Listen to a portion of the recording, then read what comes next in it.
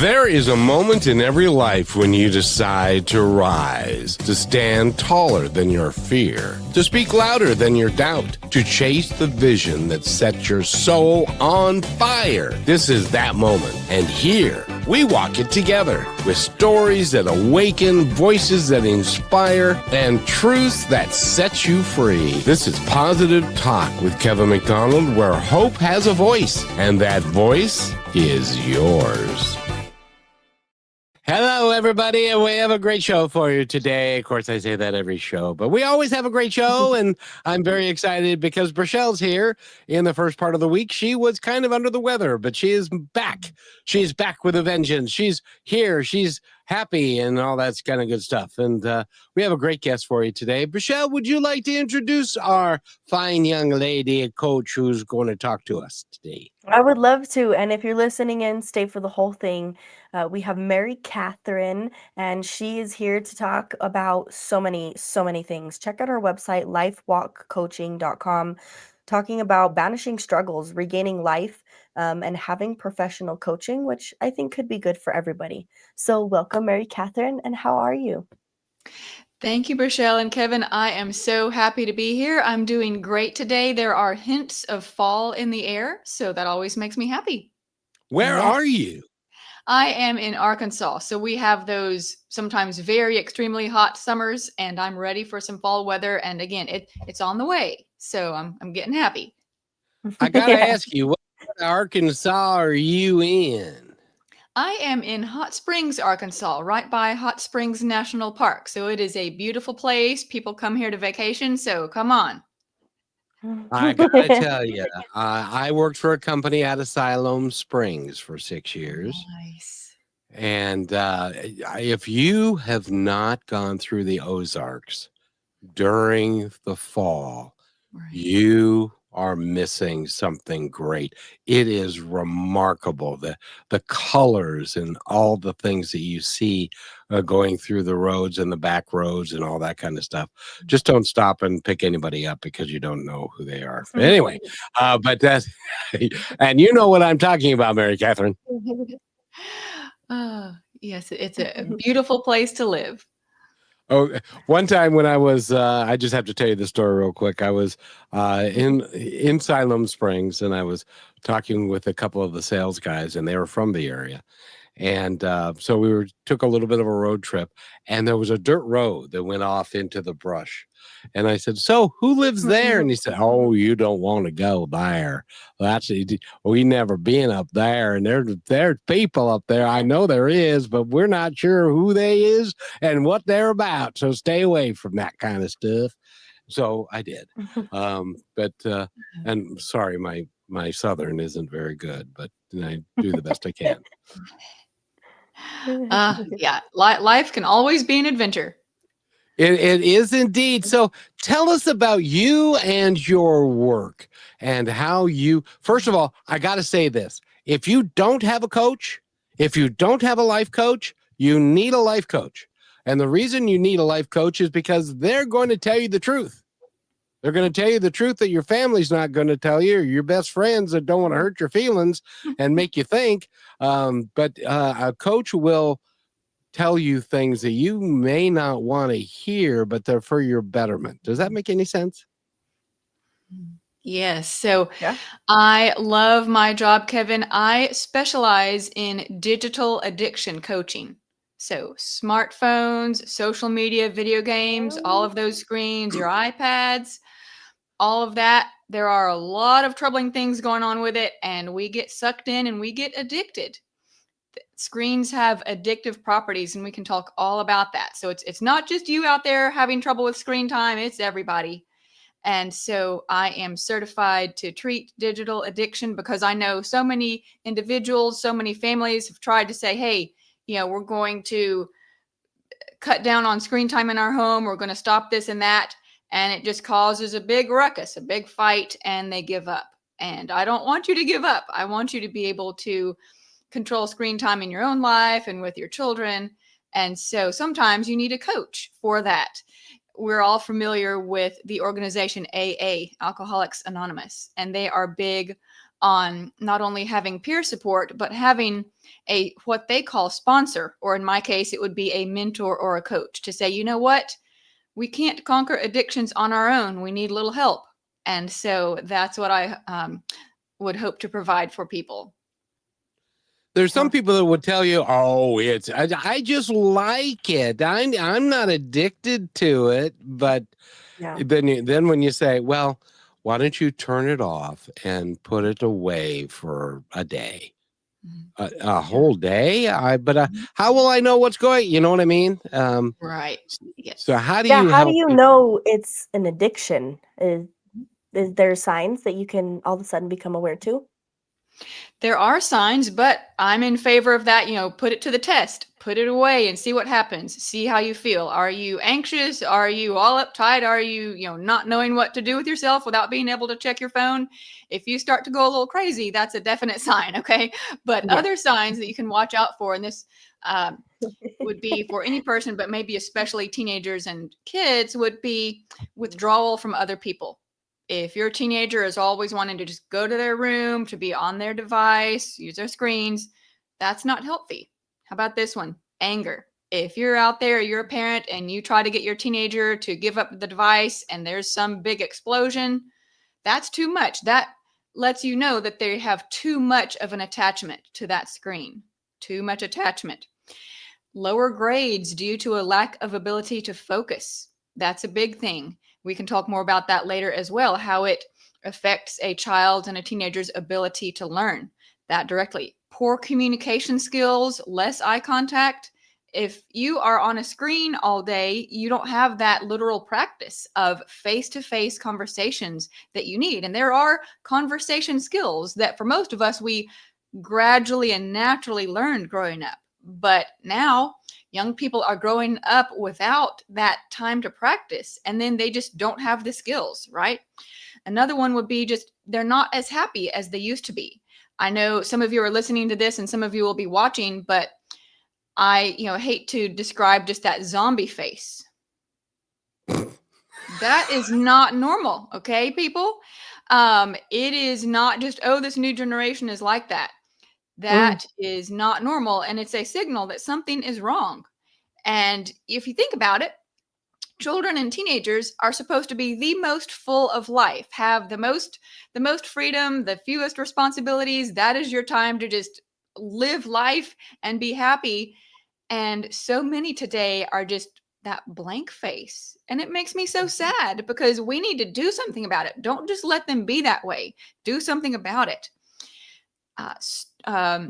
If you feel exhausted but you can't sleep, this definitely applies to adults as well as children. Even, so first of all, screens encroach on the number of hours that we sleep. We stay up till midnight, 2 a.m., scrolling, whatever. But then even when you try to go to sleep and you still can't sleep, even when you're exhausted, that's a sign. Lacking motivation. How about this? Especially with video games, it really depletes your dopamine. What happens? Video games and screens and social media, they give you that dopamine hit, very similar to what a drug addict would feel. And so this is, again, we want to really attach this to this is an addiction. It has addictive properties. And so especially with video games, you are on that dopamine high for so long, and then your dopamine gets depleted. Well, guess what? We all have natural amounts of dopamine, and we need a little bit of that in order to get up and function and have that little bit of motivation to go and do. But if yours is depleted, unfortunately, that's how we have, people laying on the couch in the basement. That's part of the reason is their brains are depleted from that dopamine. So they may think, I want to get out and go get a job, but they just can't, and they need serious help. If you are stressed or depressed and can't pinpoint another reason, again, we have information overload, right? With all that scrolling, with all the news all the time, fear of missing out. So I better find out what's happening. But that is going to just cause us to go haywire. So those are some signs to look out for in yourself and in your children. What do you tell a parent who says, well, I use it as a babysitter? so that because my 5-year-old loves Disney and loves the movies and stuff, and has got these video games that she loves to play. What do you tell them? How do you help them limit that? Because that could be destructive all by itself. Right. Well, first of all, I acknowledge, of course, it's a very easy babysitter, very convenient, keeps the child quiet for so long, so I understand the big draw to it. However, I want to help educate parents about the damage to the developing brain. To say, you as the parent, you are responsible for helping to keep your child healthy. And if you are blocking healthy brain development, that's not okay. And so what happens is that, well, a lot of things happen with brain development, unfortunately, in this. With screens, a lot of times our brains are stuck in the fight or flight mode. And that is a stress response. Your cortisol is going to go high, and all of those kind of stress responses are going on. And then you're not going to be accessing the part of your brain that is responsible for decision making, problem solving, critical thinking, communication skills, things like that. And so if that part of your brain is not developing, it's not developing. The human brain is not fully developed until age 26. So to me, that means that, and a lot of people don't know that. A lot of people, I would say most people don't know. Well, and which of course, Mary Catherine, what that means is Rochelle's brain just got developed. Oh, that's terrifying. You made it, Rochelle. You made it. You made it. I'm sure you have a wonderful brain. So to me, that says that our environment, what we expose our brains to or not, really impacts its actual literal development. What connections need to be made? We need to have integrated brains. Different parts of your brain are responsible for different types of functions. And if those different parts are not also connected, they're not going to be functioning properly. We're not going to be accessing them and able to use them and able to learn. We need those executive functioning skills and emotional intelligence skills for basically everything in life, not only academic learning, but communication, relationships, all of those things. And so I want to help educate parents to say, your young child's brain is still very much in the developmental stages, and it needs the right type of stimulation and the right types of face-to-face interactions. That's how you learn those emotional intelligence skills. Those executive functioning skills have to be taught and practiced and modeled by the parents, all of those things. And so, yes, it is a convenient babysitter, but that does not mean it's okay. Yeah. Well, and I wanted to ask you because then I want to tell you a story about my son, but I wanted to ask you because we get in front of the computer or the video game machine and we play video games, but wouldn't it be better served if you wanted to get together with your family to play a board game? Are board games better than like video games? Absolutely. Absolutely. Many video games are now, based on violence and things like that. And that is a whole area in itself that needs to be addressed. We do not need to be desensitizing ourselves to violence. However, the video games that are, car racing, boat racing, things like that, they still have that, you are exposing yourself to so much blue light, especially at night. That's going to be a negative. We can talk about, the physical health ramifications of too much screen time, whatever is going on the screen. Also, again, you are taking up time that you need to be doing other healthy things that are healthy for your development. If you are playing a board game, you are interacting with real people that you're having to communicate with and cooperate with and get along with, right? And so board games are excellent things for us. Board games, puzzles, all of those things, whereas video games, I don't see any positives to, and I see a lot of negatives, whether it's the content or just the screen time itself, especially late at night. There's nothing good about them, Kevin. Yeah. And I'm curious is the question you have, Kevin, to talk about your son. But I want to say this too, that I've realized a lot of kids say, like, I don't know how to ride a bike. but they know how to fly an airplane on a video game. And I'm like, I think that's a Right. little different. It's those kind Mhm. of things we miss out on learning and experiencing Mhm. Mhm. when we're behind a screen. Right, Kevin? Right. That Oh, is right. You can, fly an airplane on a video game, things like that, but that does not at all translate into flying a real airplane. That was brought up in something that I read, that actual airplane pilots, they have to have, highly developed emotional intelligence and executive functioning skills in order to stay calm under pressure and to be able to handle multiple things at once. And so here's another thing that video games do. They are It does seem like you're doing one thing at a time, just playing the video game and you're hyper focused on the one thing, but it is actually training your brain to focus on multiple things at once. This sound, that movement, you are training your brain to be hyper vigilant. And for those of us who are civilians and not soldiers, we don't need to go around with a hyper vigilant, highly distractible brain. We are actually training our brain to become ADHD. There are psychiatrists who are now calling it acquired ADHD. You have these kids, first when they're growing up, no signs of ADHD, and then they get into gaming and all of a sudden they have these ADHD symptoms. And that is not good. no, that doesn't work. Now, I have a son. I have Mhm. two actually, and but one of them, he's 36 years old. He's got two kids at home, and his attitude is, well, I work hard all day and I come home, I want to play video games and just that's my way of relaxing.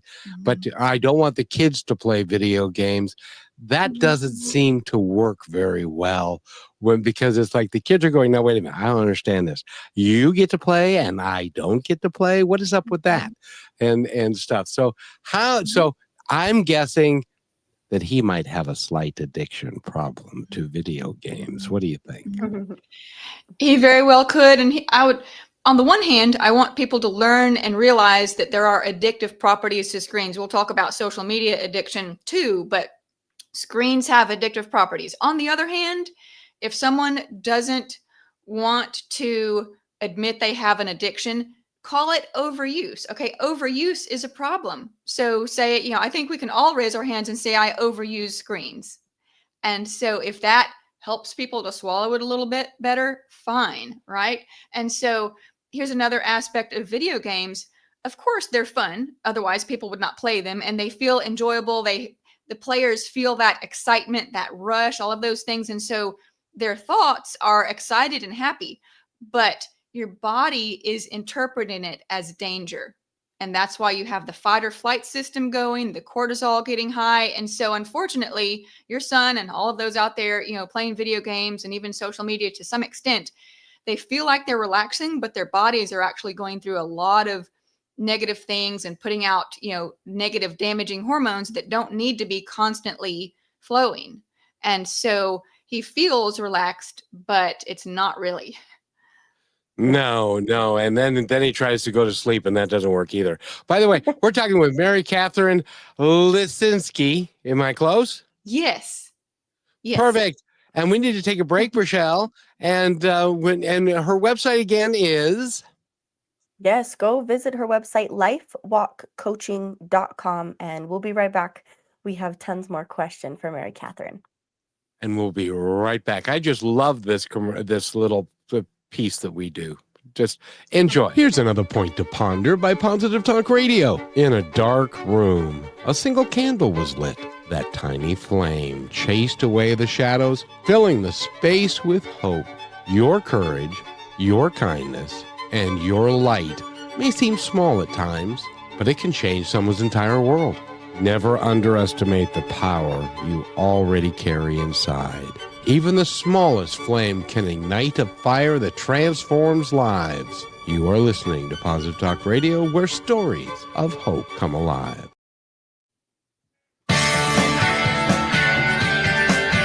And welcome back to Positive Talk with Rochelle, and my name is Kevin McDonald, and Mary Catherine is with us. She is a digital life coach, which doesn't mean that she's digital. That means she teaches you about digital and about screens and all the things that go. This is really interesting, isn't it, Rochelle? Yeah. Yeah, it makes me think about how many of the things people miss out on in life for experiences and memories that are standing right in front of them because of a screen. And Mary Catherine, I have to ask you, I've heard many people say this. Well, yeah, I'm on a screen, but I'm reading something. Or yeah, I'm on a screen, but I'm doing this or I'm doing that. And um, I want you to confirm if there is truly a difference besides reading a book or doing research or whatever you're doing on a screen compared to reading a paperback book or a newspaper, or even, the transfer, how Kevin talked about from video games to board games. What differences does that actually create in positive structure? I'll mention two things, Rochelle. Number one, especially at night, but even in the daytime, but especially at night, if you are using a Kindle or e-reader to read things at night, the blue light from the screen is telling your body that it's daytime. And so your body will be producing daytime hormones to give you energy and alertness. And then you try to go to sleep and your body's like, no, I'm awake. Okay. So that is any screen, no matter whether it's a book or a video game or whatever, that's going to be keeping you awake even longer. It's going to block your melatonin from being produced that will help you to fall asleep and stay asleep. So that's one thing. And then also there has been some research just based on, okay, reading from a Kindle or iPad versus reading a real book. And there are some differences in regards to engagement and retention and things like that, that they do say an actual physical book is better. But I think, for me, the main thing is looking at the screen is going to be, bad for your eyes and bad for your sleep. So that's what I would say What about if you that. turn the blue light off? Because most of our devices have that option now. Does that make a difference? Right. That does help. That does help. And so if it is a necessity for you to be on a screen near evening hours, definitely turn it to whether it's called nightshade or nighttime, whatever it's called on your device, that can help. So that's a good point. You can also buy and wear blue light blocking glasses. I do that when I need to be on a screen at night. Those can really help you to be able to fall asleep at night. It really makes a big difference. I use them when I need to, and I've had many other people that I, coach and friends who have said it makes a big difference. So if you work and have to be on a screen at night, use the blue light blocking glasses. Perfect. Mary Catherine, I had no idea because some of us just are not as technically proficient as a 26-year-old woman. I had no idea that there was a blue light, number one, or that you could turn it off, number two. I thought that was pretty unique. And I had to have a special question to ask you. Have you ever been to Kenya? Was that question towards me or Brichelle? No, that was it. That was towards you. Have you ever been to Kenya? I have not. Well, you have now. Brichelle, and this is from Samuel. He is from Kenya. Greetings, brother Kevin and sister Brichelle, watching you live from Kabiria slums, Nairobi, Kenya. Hello, guest Mary Catherine. Great. We are listening to our favorite program with my team. Happy birthday, brother Kevin. Thank you so much. And to celebrate your birthday Mary Catherine, they're going to every Saturday. They grab a bunch of kids. I don't know if they grab them, but they bring a bunch of kids together and they feed them, like 300 kids on a Saturday. And so they're going to celebrate my birthday, which is actually today, but on Saturday, they're during their feeding program together with the children, and they're going to. So we are being heard right now to the entire village in Kenya. Isn't that special? That is really awesome, Kevin. I love that. Hi, Samuel. We love you. Keep doing what you're doing and have fun on Saturday. We'll be in contact. Exactly. So I just had to mention him because he actually even took a picture of one of his children with our logo in Kenya, Oh, and a little film that he did of us, and for us, and you know, we are so lucky because we get to talk to people like you. We get to talk about him and stuff. So it's really cool, because I'm willing to bet that I know a little bit about Kenya, and I don't think they have got the same problems with their social media or with their devices that we do here, because we overuse them and they don't have them. Yeah. right, right. Well, and that brings a big thing to my mind about we've talked a lot about that screen time at night, but Mhm, can we talk about how impactful it is in the morning? mhm, mhm. Right. What comes to mind is just the news, right? We scroll on social media, and now, so many news outlets are on there that we just can get all of this negativity, right? And that we don't need to start out our days negative. So many people, they sleep right next to their phones, and the first thing is they look and they scroll and they see all of these, negative things happening in our world. Even though there are some very wonderful things happening in the world, we tend to view the negative. And so that, I think anything that we can do to put off looking at a screen in the mornings and just have our own routines, our own healthy habits in the mornings, put it off as long as possible. That helps our day to start out right, for sure. So, Mary Catherine, I have a confession to make, and I hope that you can help me here, Okay. because I have a relatively new phone, so it's and it tells me, and I haven't turned the function off yet, but it tells me weekly how many hours a day Mhm. I'm watching and on my phone. Mhm. So, can you tell me what is a healthy level of hours a day and a not so healthy level? And I'll tell you how many hours a day I'm on my phone. Well, to be honest, Kevin, I don't go as much by number of hours as by some other metrics, but here's one way to think about it. I want you to think, okay, is my amount of screen time now negatively impacting other areas of my life? And if so, it probably needs to come down some, right? And so I look at that, and then I look at a person's goals and say, what are your goals for your life? You have your work, you might have hobbies, you might have other personal goals. How do you make those the top priority and make your screen way down on the list, right? And look at the apps that you have on your phone, your notifications. So on my phone, I have an Android. It's not an iPhone. I have an Android, but I delete so many apps that just come preloaded. I just delete, delete, delete, delete. So I don't even see them. And then even the few apps that I do have, almost all of the notifications are turned off. So if someone texts me, I get a ding, and one or two other apps will ding, but my phone is not dinging all day. That would drive me totally crazy.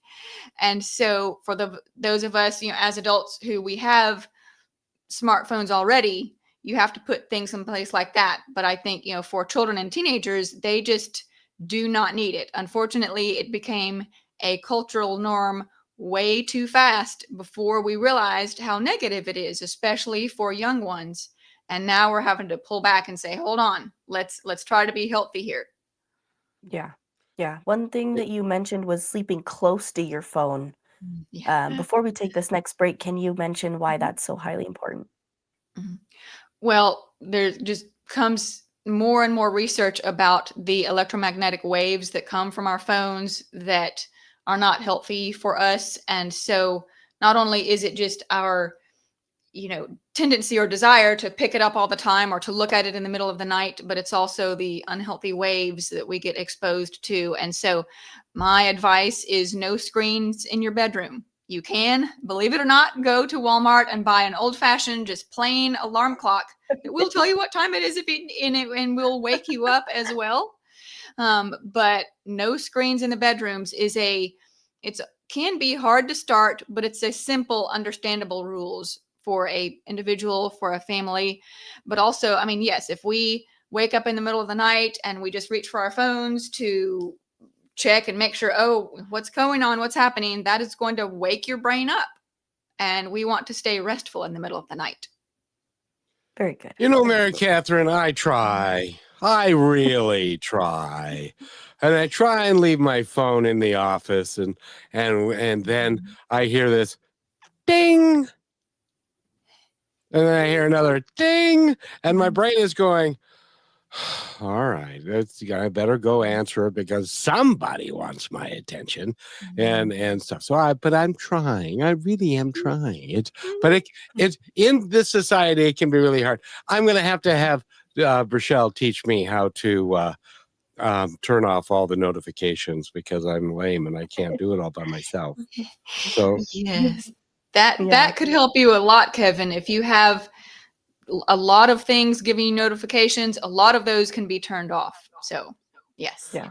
I get maybe 60 emails a day of late, and other notifications and texts and all that kind of stuff and stuff. So in any event, I'll work on that. And I got it. You know something? Since you're so versed in this, I've got another segment of your business that you can coach people in how to manage your phone and turn some of the things off that you don't need. Because us older folks, I started off with a rotary phone when I was a little kid, and it was like ding, ding, ding, and it wasn't. And now it's a smartphone, and boy, is this thing smart! It's smarter than me. So, Too smart.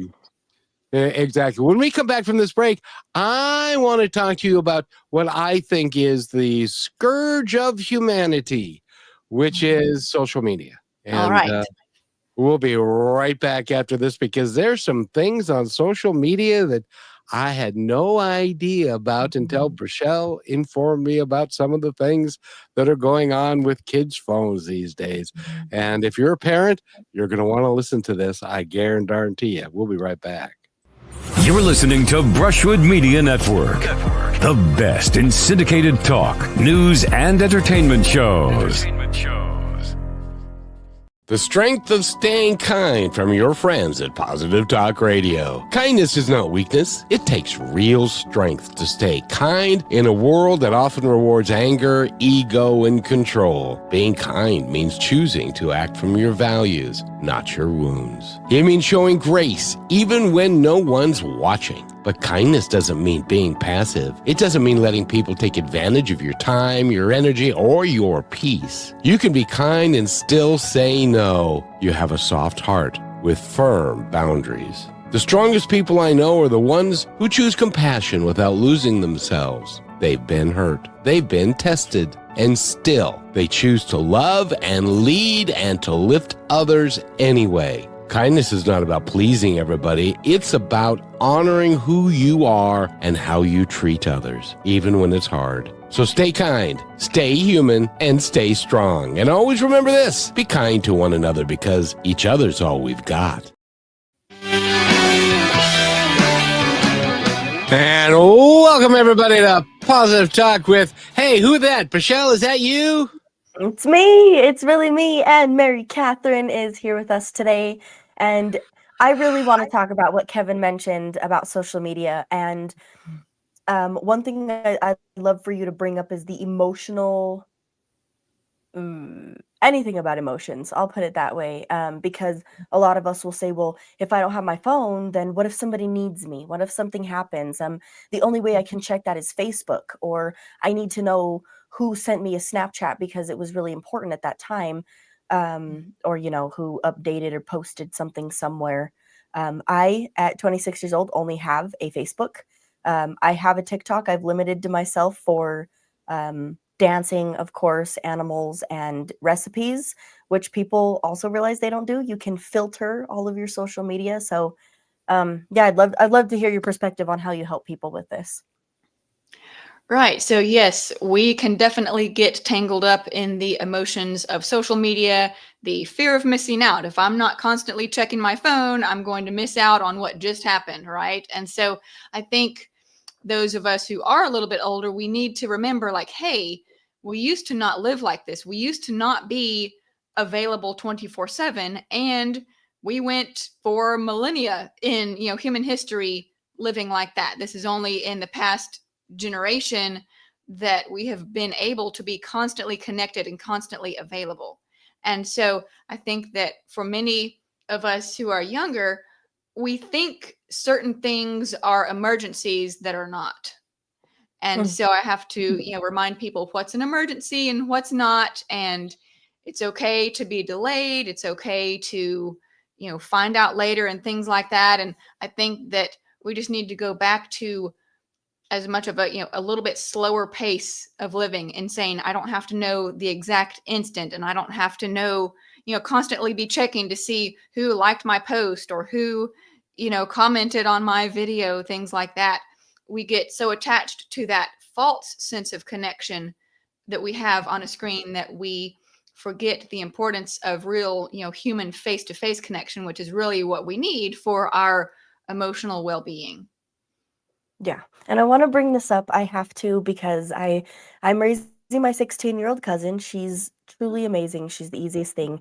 Yes, she spends a lot of time on the screen, and yes, I know I could probably make a difference with that. But when I tell her to get off of it, there's no fuss, there's no fight, there's no questions. It's respected. And so I think I'm maybe doing that at a healthy level with her at most times. But I had this thought that was like, we spend our time in our lives watching other people live their life. Why? Why? Right. Yeah. I think Have you we figured can it out? we enjoy being entertained. We Yeah. enjoy not thinking. Let's think about this. The word amusement literally means not to think. Muse means to think, and put the A before that, it means not to think. So when we are amused and entertained, we are not thinking. So we feel like we're resting our brains, we feel enjoyment, whatever, but it's not really good to spend hours a day not thinking, not being connected to ourselves, not being connected to our five senses and what's going on in the present moment. A lot of addiction treatment will incorporate mindfulness in their treatment plan to say, you need to be in the present moment, to know what's going on around you, to be interacting with the people who are actually physically with you, not the people who are on the screen. So, even interacting with friends online who you know in real life, it's much better to either talk on the phone or get together in person. But there are so many dangers with young people talking to strangers online. And I think that parents really need to wake up to those dangers. Here's the example that I like to give, or the analogy that I like to give. Parents understand that you would never let your child or teenager go and spend the night at a stranger's house, right? That's just an automatic no. I don't know these people. You're not going over there. Very simple, never. But when your teenager has a smartphone and access to the internet, and they are, have that, it's like a virtual sleepover. So if they're up in their bedrooms with their phone on the internet, you have no idea who they're talking to, no idea what kind of situation that they're in, and no idea what kinds of pressures they are feeling and having to deal with. And so people think, oh, my teenager's safe because they're at home instead of being out at a party. Not so much. And so just, teenagers having just complete access to the internet is very dangerous. That's a good point. I was amazed, and I guess this is a thing, and Rochelle kind of confirmed it for me, that the younger generation, you're familiar with, of course, sexting. Mm-hmm. Yes. And how does a parent, because these, if your child has unlimited access to the phone, and at any time, day or night, she can have, and if you don't know what sexting is, it means that somebody is sending inappropriate photos through the phone to you, solicited or not solicited, which is even a bigger deal, because people tend sometimes they feel like they can do that. How does a parent protect a child from that? Or do you need to make sure that they understand the nature of it and how, I guess, and Michelle, I don't know the technology, if the technology exists or if we can prevent that from happening to kids. Well, Kevin, this is why it scares me. Mary Catherine, have you heard of Omegle? You'll have to tell me. Okay, well, it's terrifying. If you ever want to check it out, go ahead. But people all over the damn world, they can log in, and you don't need any information. You literally just go on the site, and it's people all around the world, and it just filters next, next, next. It's like a dating app type of thing, and you can talk to anyone who pops up in front of your face. They could show you whatever they want. They could say whatever they want. I mean, they have certain limitations as to how many times you get reported before you're taken down, but at what cost? Then you just make a new account. And what Kevin was saying, I think, is so terrifying, because even when the kids leave our home and they're with their other friends on their devices, in their houses, in the school, on their phones, and they're like, hey, check out this website. And we can't avoid that. And Kevin's taught me that control is restricting. So I learned that to talk to my cousin, it was like, hey, I want to set these boundaries and instill these values into you because of your own protection and things that other children don't understand. And if you are in these situations, please be the person to stand up and say, hey, I don't think this is safe. This isn't right. And if you need to, be outright rude and don't, I think this really falls into line with setting boundaries in teenagers, especially with themselves, and us as adults explaining, hey, I want you to be protected, and I want you to also, if you love your friends, you need to protect them too. So when they're outside of the home, there's also all those things we can't control, right? Right. Sexting and sextortion. I will talk about that as well. It is true that, you can't do anything about your teenagers' friends and what their parents allow them to access and have. You can't do anything about that. And so in that sense, yes, you do need to talk to your children and teenagers and say, you know what, if your friend pulls out their phone or if they want to get online with you, you need to not do certain things, right? So that conversation does need to be had. What's one good thing, before I go back to the sextortion, is that companies are now making phones specifically designed for teenagers. So they do have a screen, but they do not have the ability or the hard wiring to connect to the internet. So it's just a regular phone with a screen. And so they can talk and text and things like that, but internet connection is not possible, because we all know that even if your own teenager is not tech savvy, I guarantee you that they have friends who are. And so they can work around all these controls. Parents who think that they can just set controls and be done, they are kidding themselves, because kids very easily get around controls. I, would not know all of those specifics, but kids these days do. One kid figures it out and it spreads across the whole school. Here's how you get around this. Here's how you hide apps. Here's how you hack into the internet, even when it's supposedly turned off. And so I think it's great, these companies that are making phones for teenagers so that they can, because if your teenager is out there driving, you want to be able to contact them, right? You want them to have that for safety reasons. But the internet is not safe. And so not only do we have sexting, which is obviously inappropriate, now we have sextortion. So that is, if people are not familiar with that, you will have a stranger contact you, but many times this stranger has already friended your friends. So it looks like a person you should trust because they're friends with my other 20 friends. So of course, let's say yes to this new person. And they pose. Okay, let's take the example of a teenage boy, for instance. So this new bad person, poses as a beautiful teenage girl and has all these pictures and this well-developed profile. And they start talking to this teenage boy, and they will send the inappropriate picture first. And then say, hey, let's see you too, right? And so, but then as soon as that teenage boy sends an appropriate picture, they get blackmailed and say, hey, I'm not really who you think I am, and you need to send me $5,000, or I'm going to give this picture to all your friends, all your family, and ruin your life. And these people, they go after all kids, but they go after really good kids who have a lot to lose, who are, the head of the sports team and the this and this and this, and they cannot handle that pressure. And unfortunately, we have way too many kids committing suicide due to sextortion threats. Mm, That's frightening. That is It that is really that is. is truly frightening. How, as a parent, and we need to take our last break, and it's just a 30-second break. But when we come back, how does a parent fight some of this stuff, and how do we? Is it through education of our children? Is it through being able to block the phones or to do? Because well, we'll talk about it when we come back. So stay with us, everybody.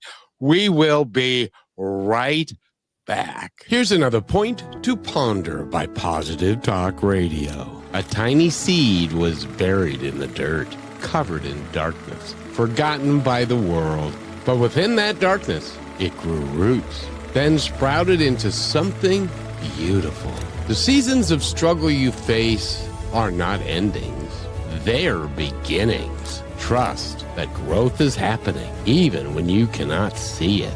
You're listening to Positive Talk Radio, where stories of hope live.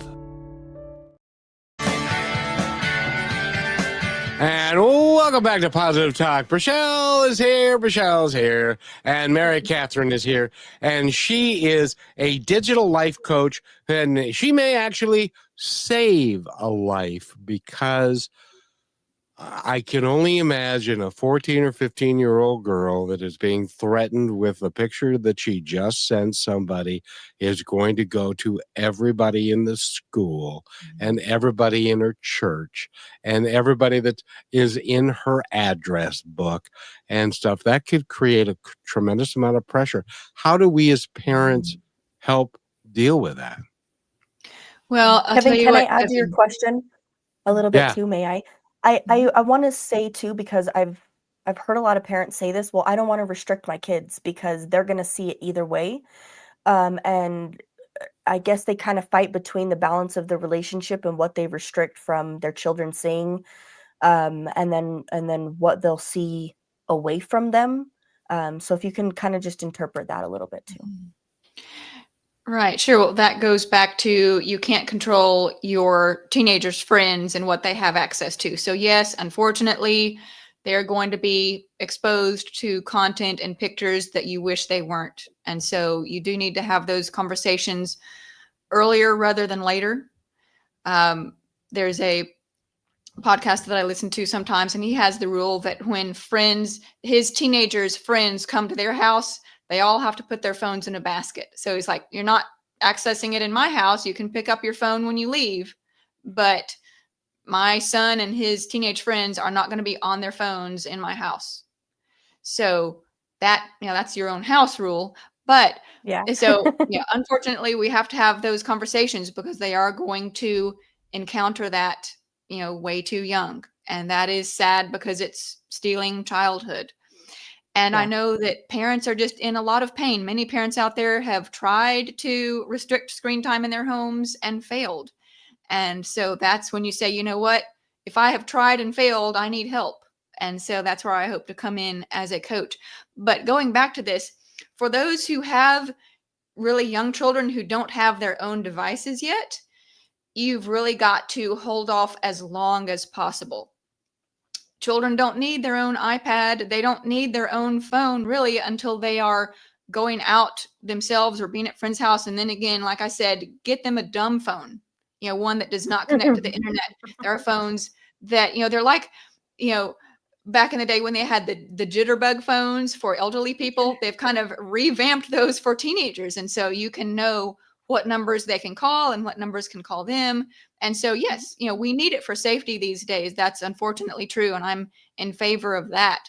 But so when you have young children, you just need to hold off as long as possible. And I think another part of this is parents need to start talking to each other. We know it's a problem. It's time to do something about it. So if your family can find at least one other family who says, yes, we're going to go down the same path of withholding, having our children have their own devices as long as possible, that helps them to not feel alone, because it is very hard to feel alone, or like I'm the only one in my class who doesn't have a phone or whatever. Like, I get that. That is difficult.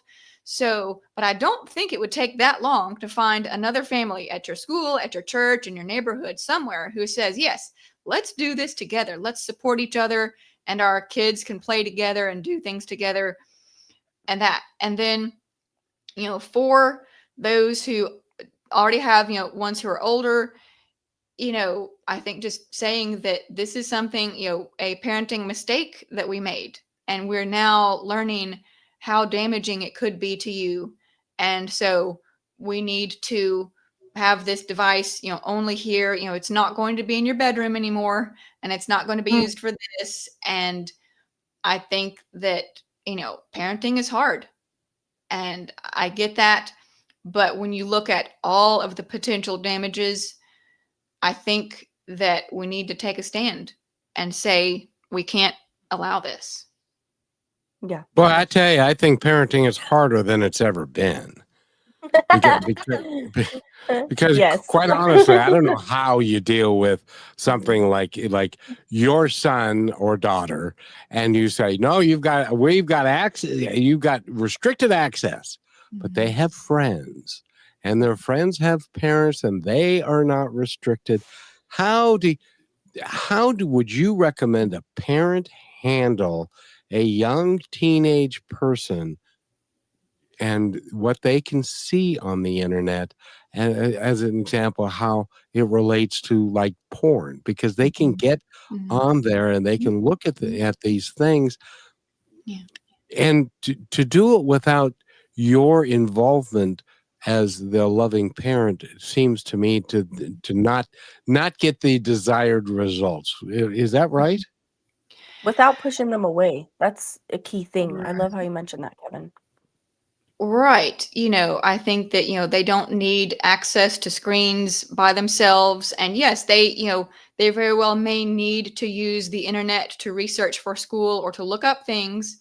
But you can say, we monitor that. We have our computer in the living room, so that you don't necessarily have to sit there the whole time, but just know that it is public access, so to speak. Anyone could walk in the room and they're going to know if you're somewhere you shouldn't be.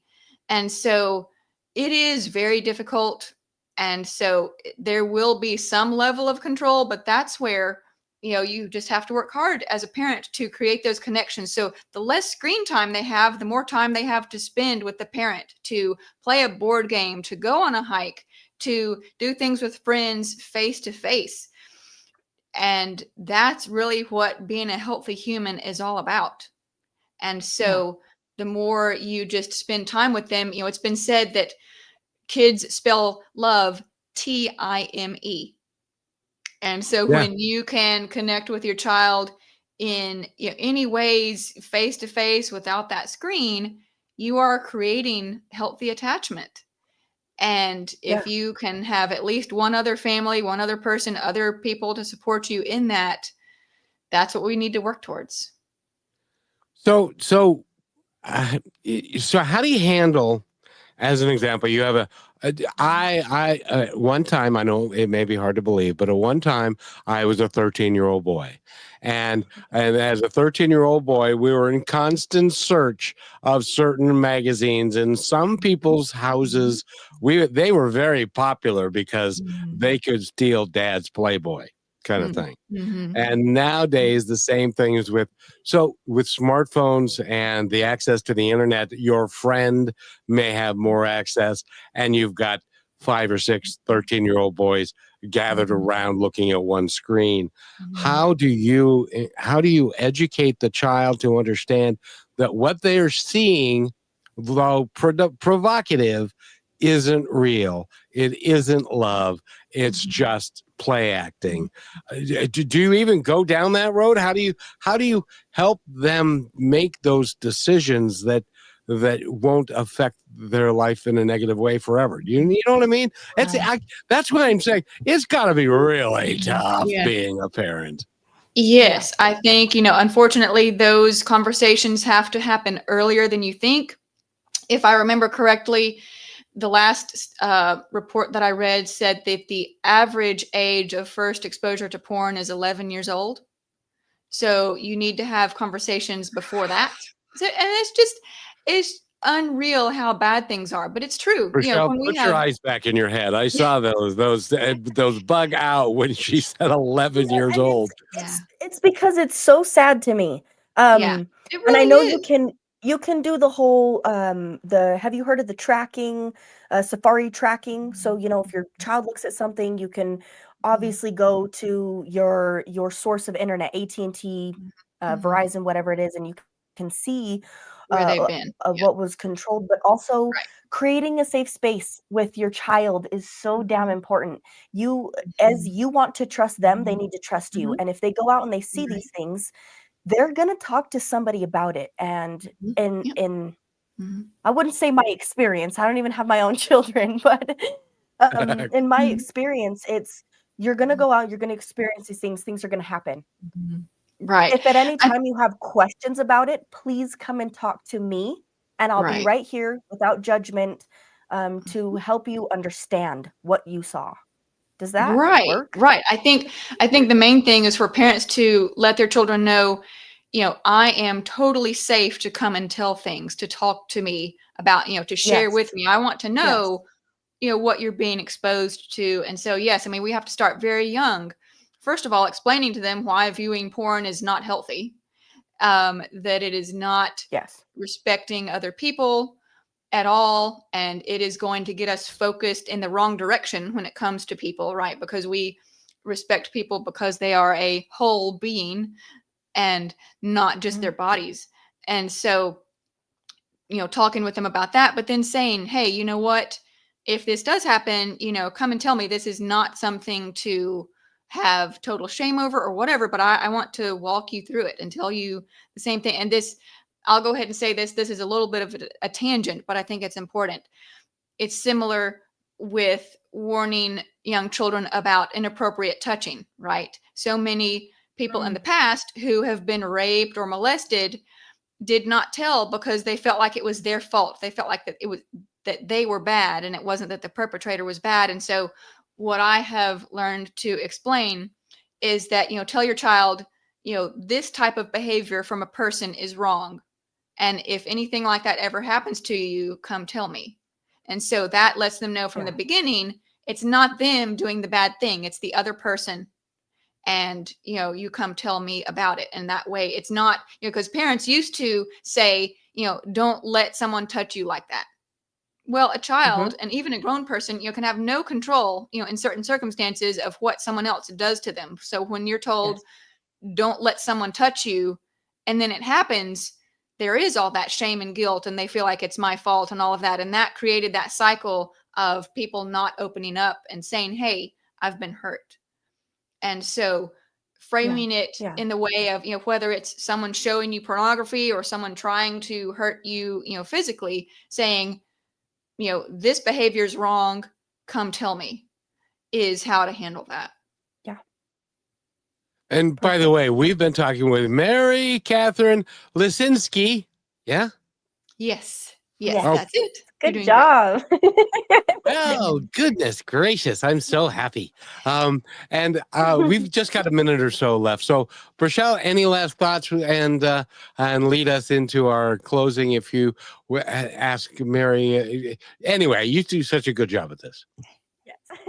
Yes, I want to thank you for your time and the work that you're doing. It is so damn impactful, especially without teaching our children to fear the world and being a safe space that we can come to, because there are good people, and we should be here to learn that and to love one another and to be understanding. So I'd love to give you a minute of time to share any ways to get in touch with you and the work that you're doing, or to come in contact with you to learn these things as a parent to help our children. And then any last words you'd like to leave us with.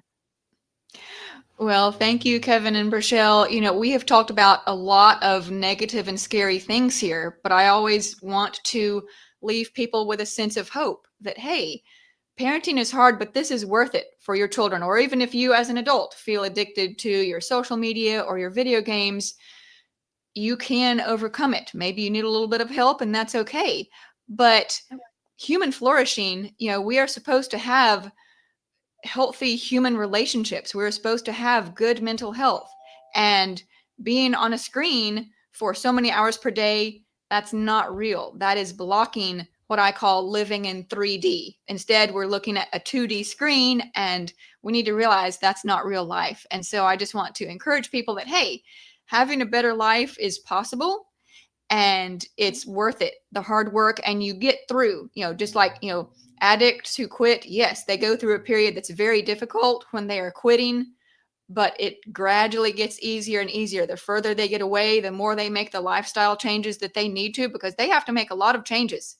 They don't just detox and then be done with it, right? It is a continual different life, addicted versus not. And so it is so worth it to work hard to have a better life for yourself and your children. And how does somebody contact Very you? good. Yes. So like Rochelle said, my website, lifewalkcoaching.com, is a great way. Also, just give me a call. That old-fashioned phone call is great. My number is 501-290-7132. I would love to speak with anyone and just see how I can help. Perfect. Mary Catherine, thank you so much for being here. It's been a very educational thing, and it's good, and that's why it's positive, because it's good. Good information is positive information. Right. Thank you so much. This has been a wonderful conversation with both of you. Have Thanks, a great Mary. day, everybody.